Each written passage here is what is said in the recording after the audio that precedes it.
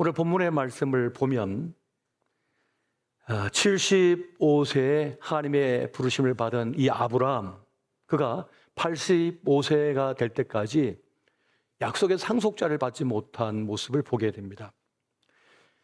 아들을 보리라라고 하는 그 기대 속에 달려왔지만은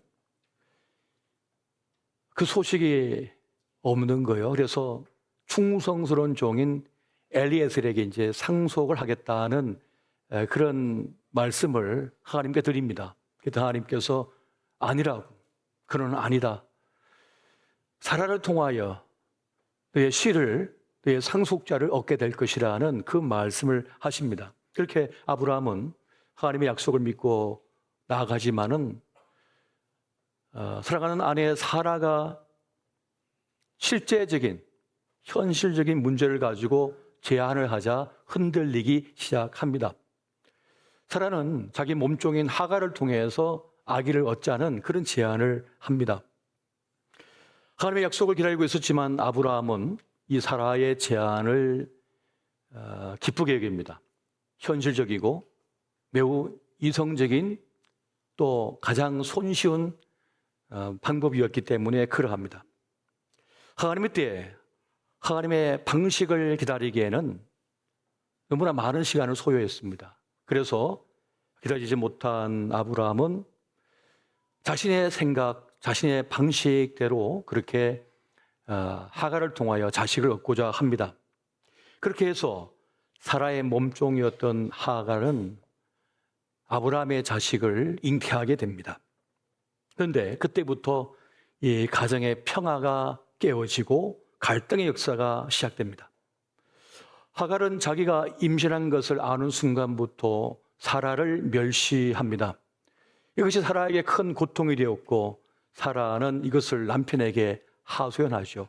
물론 이것은 사라의 주관적인 판단인지는 모르겠습니다만 가문을 위해서, 남편을 위해서 한 그 일이 자신에게 이렇게 위협이 될 줄은 몰랐던 것 같습니다. 창세기 16장 5절은 사라가 어떤 마음인지를 알려주고 있습니다. 사라가 아브라함에게 이르되 내가 받는 모욕은 당신이 받아야 옳도다. 내가 나의 여종을 당신의 품에 두었거늘 그가 자기의 임신함을 알고 나를 멸시하니 당신과 나 사이에 여호와께서 판단하시기를 원하노라. 이 말을 들은 아브라함은 당시의 관습에 따라 하갈의 주인이었던 사라에게 처분을 맡겨버립니다. 그러자 사라가 임신한 하갈을 시기와 질투심에 몰아서 학대합니다. 그리고 두 사람은 갈등의 극단을 달리게 됩니다. 결국 견디지 못한 하갈은 집을 뛰쳐나가 버리죠. 사라를 피해서 집을 뛰쳐나가게 됩니다. 이 상처 많은 두 여인의 갈등이, 이 전쟁이 참 안타깝습니다. 자신을 대신하여 나이든 남자의 아기를 임신한 하갈을 고맙게 여겼다면 얼마나 좋았을까요? 또 아기를 낳지 못해서 사랑하는 남편을 다른 여인에게 넘겨준 그 여인의 마음, 사라의 마음을 안쓰럽게 여겼으면 얼마나 좋았을까? 서로의 상처와 서로의 아픔을 보담아 주었으면 얼마나 좋았을까요? 행복을 위한 선택이었습니다만 그것은 불행의 씨앗이 되었고 희망에 부풀었지만 결국 그것은 절망의 자리로 나아가고 있었습니다. 그리하여 아브라함은 큰 고민 속에 빠져들게 되는 것입니다. 요종 하갈은 사라의 학대를 견딜 수가 없었습니다. 그래서 그는 급기야 집을 뛰쳐나가 광야로 나가버립니다.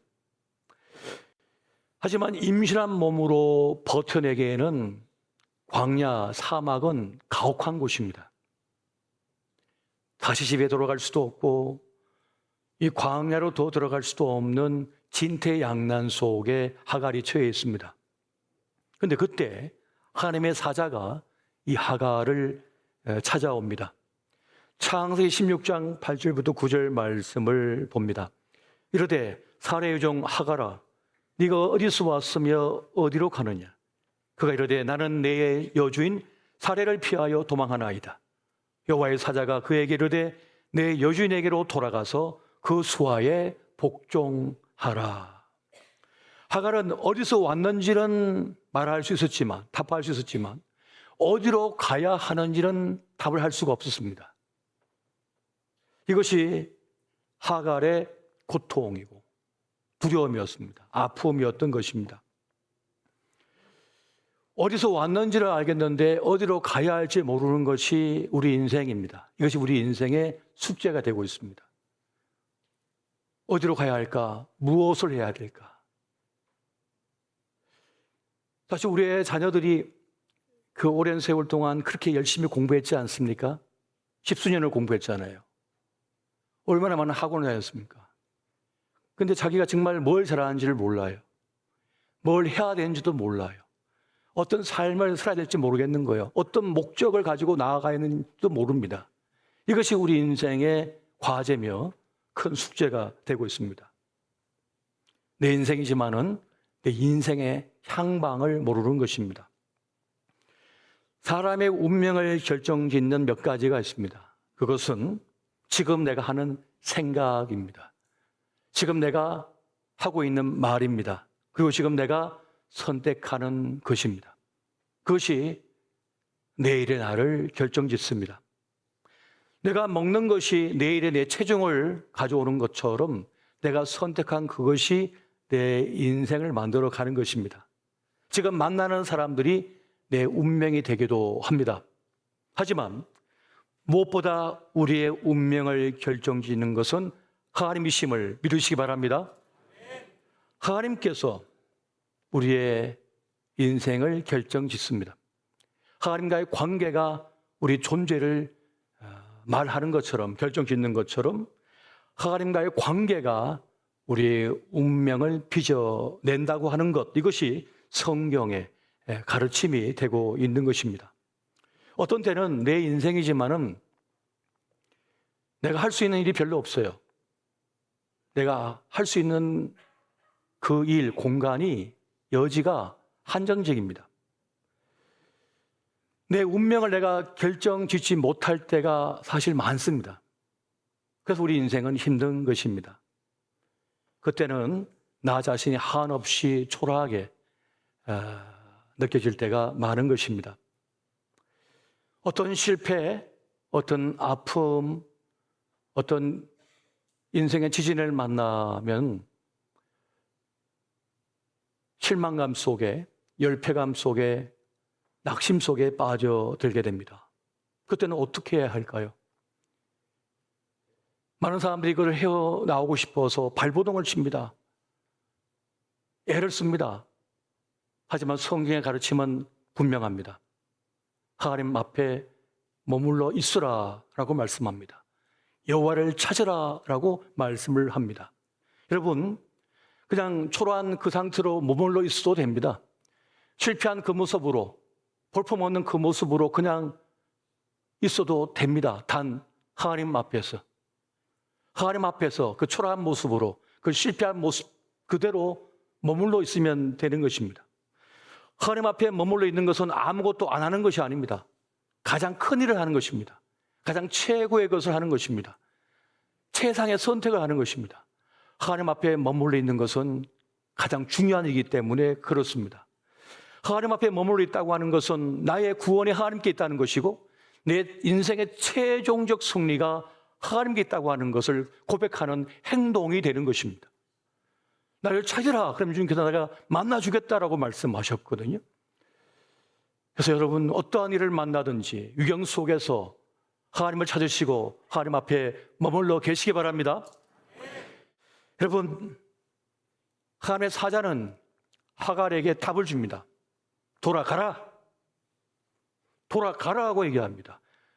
고통스럽지만은 돌아가야 된다는 겁니다. 그 임신한 몸으로 광야를 이길 수 없다는 겁니다. 돌아가야 된다고 말씀하고 있습니다. 지금은 돌아가라.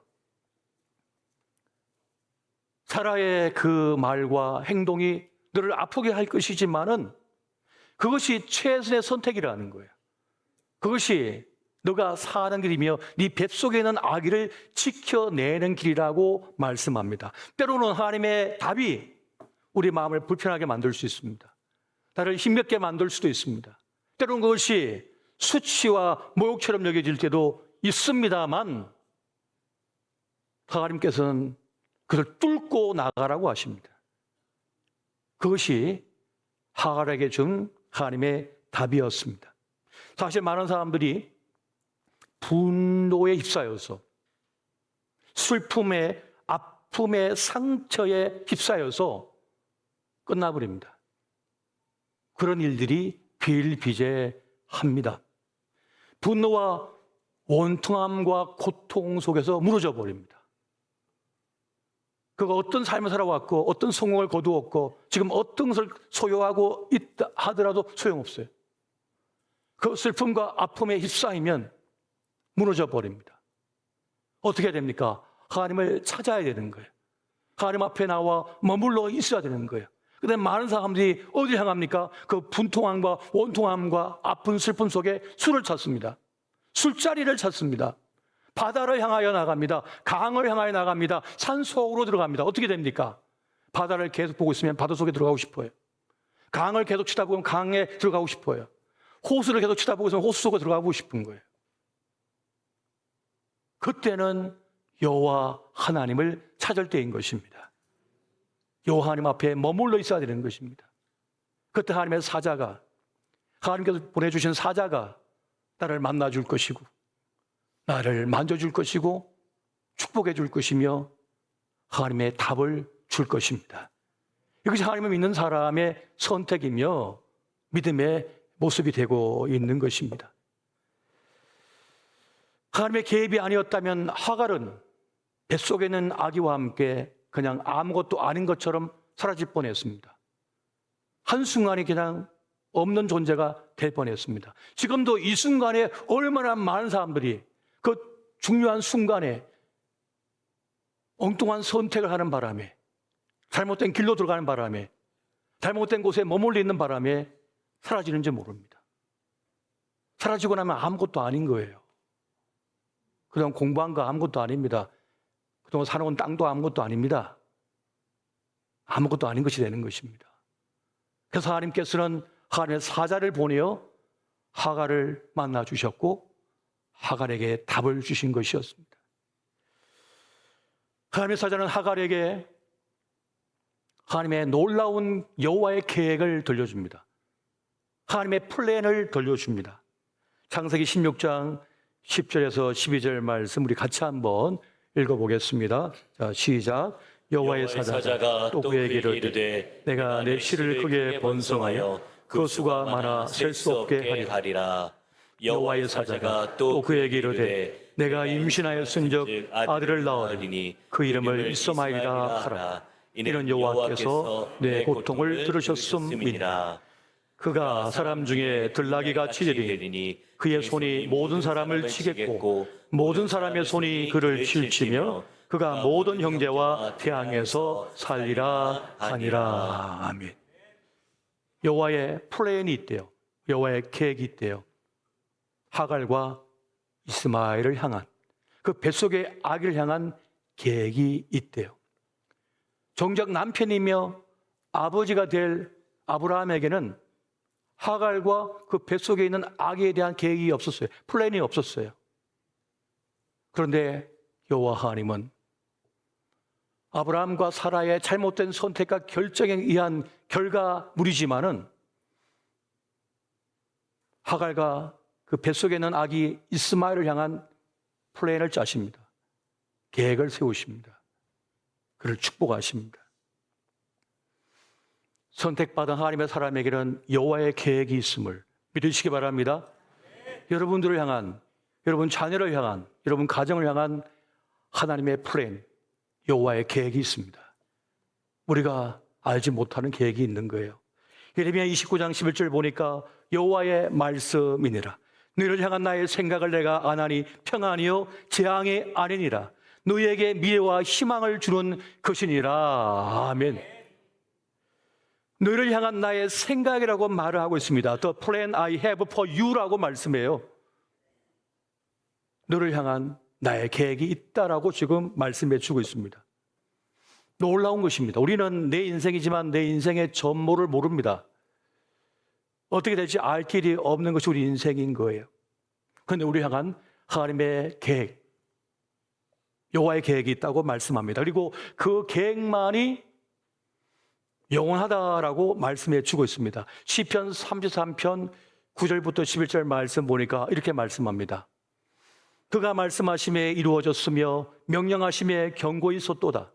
여호와께서 나라들의 계획을 피하시며 민족들의 사상을 무효하게 하시도다. 여호와의 계획은 영원히 서고 그의 생각은 대대에 이르리로다. 아멘. 민족들, 나라들의 계획을 폐하신대요.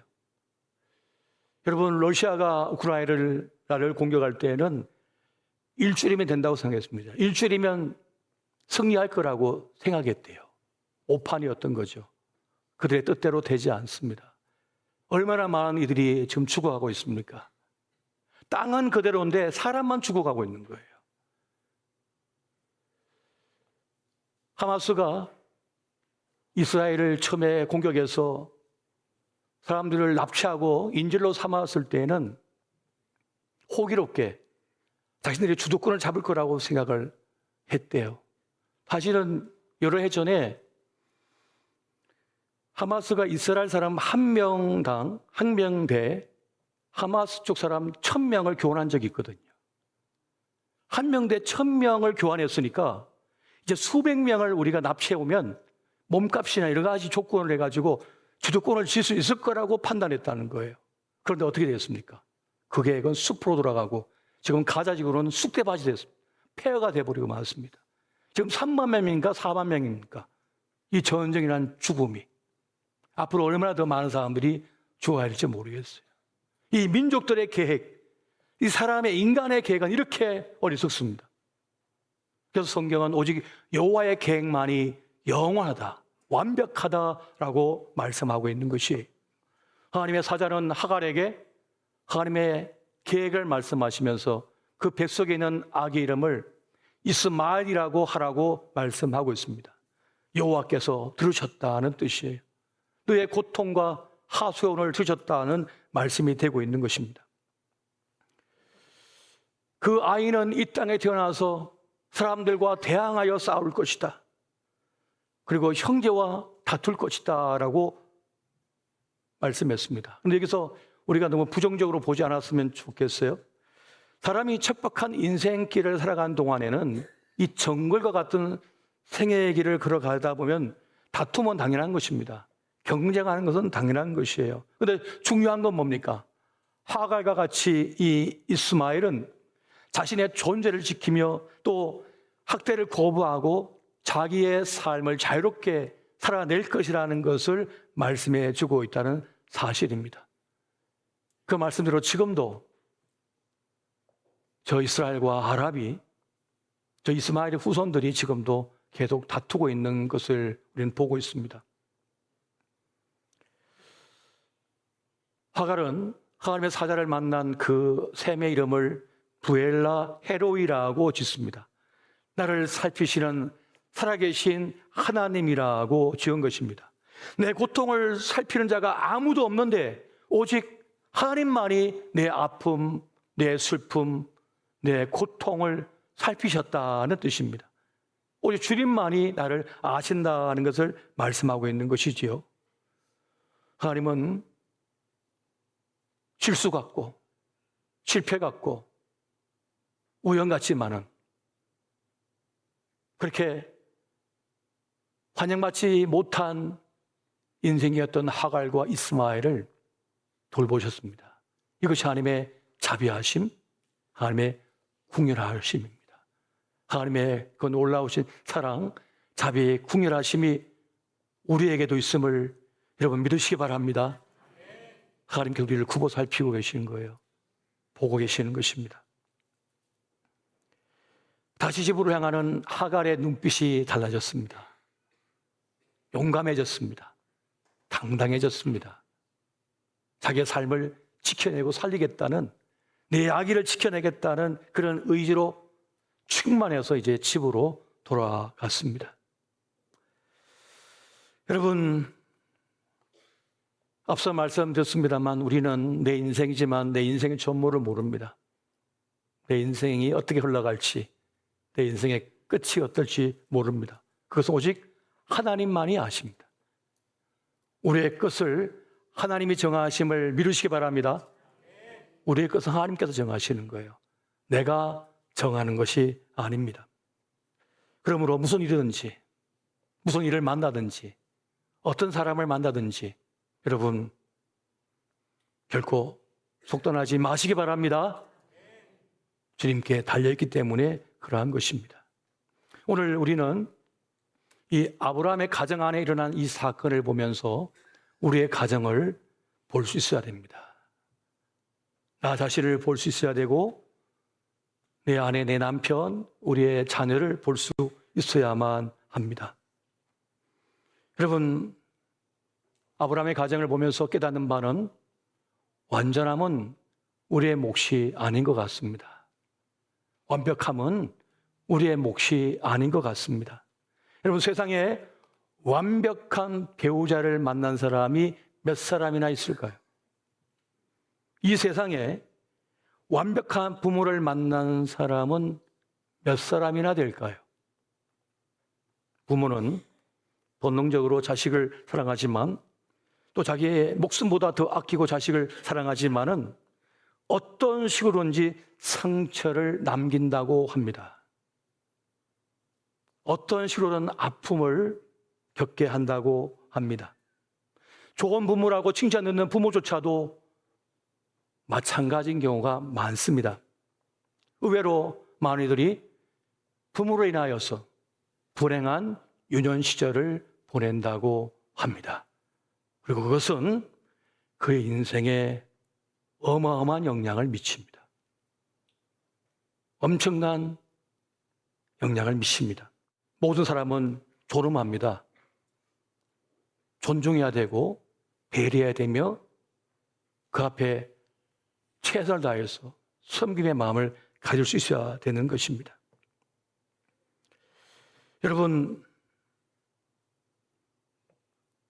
아브라함의 가정, 믿음의 그 가정, 가문도 가정에 문제가 있었던 것을 우리는 보고 있습니다. 그러니까 이 땅에 존재하는 모든 가정은 완벽하지 않아요. 모두가 부족해요.